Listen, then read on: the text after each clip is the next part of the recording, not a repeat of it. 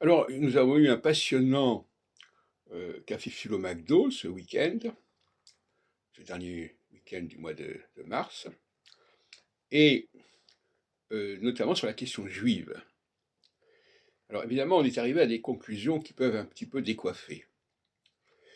À savoir que le juif a une capacité de transformer, de réformer le monde, comme l'a montré Jésus lui-même. Mais avant lui, dans la Bible, on voit Joseph, qui joue un rôle très important en Égypte. On voit aussi tout un ensemble de juifs, notamment à partir du XVe siècle, qui jouent un rôle majeur dans la vie politique, dans la vie sociale, dans la vie scientifique.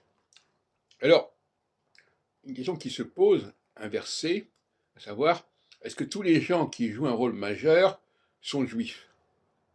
Alors, évidemment, sur le plan purement euh, religieux et confessionnel, bien sûr que non. Mais nous avons refusé cette définition du juif. Le juif n'est pas simplement quelqu'un qui pratique une certaine religion et qui a une certaine croyance et qui a une certaine pensée. C'est quelqu'un qui a une certaine action. Je préfère parler d'action que de pensée ou de connaissance. Je préfère parler de compétences et de dons. Et par conséquent, oui, on peut se poser la question, est-ce que tel personnage politique ou scientifique n'est pas juif sans le savoir en quelque sorte, ou en le sachant, par le fait qu'il agit d'une certaine façon. Voilà. C'est une forme de behaviorisme, si on peut dire. Voilà. Dis-moi ce que tu fais, je dirai qui tu es. De la même façon, voilà, je vais prendre un exemple qui va un petit peu énerver. S'il y a des enfants, il faut bien qu'il y ait des femmes.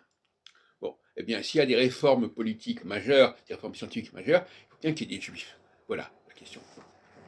Même si ça n'est pas indiqué, c'est une nécessité, comme l'autre jour, je disais il y a une semaine, s'il y a des voitures dans un pays, et si elles n'ont pas été importées, il faut bien que quelqu'un les ait fabriquées. Il faut bien qu'il y ait des usines dans ce pays.